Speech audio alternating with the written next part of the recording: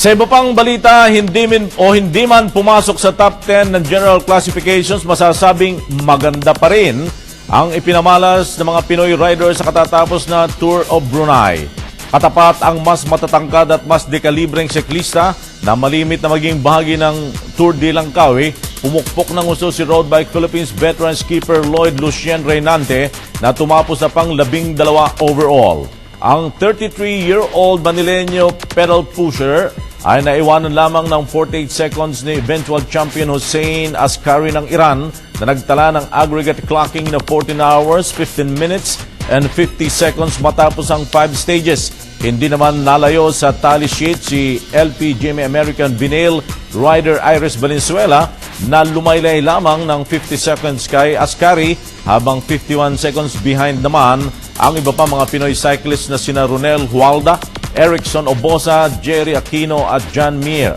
Matapos tumapos na pang-lima naman overall sa team competitions ang Road Bike Philippines, 47 seconds sa likuran ng eventual champion na Tabriz Petrochemical Team of Iran.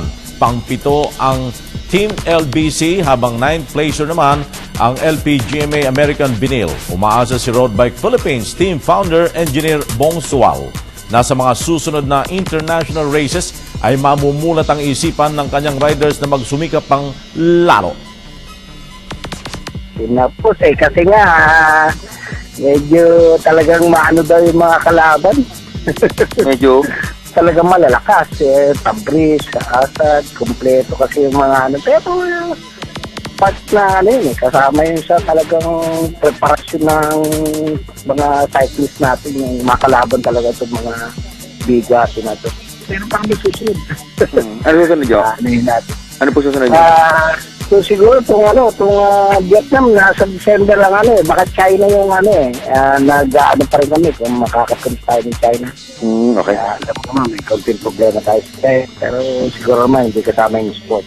Opo.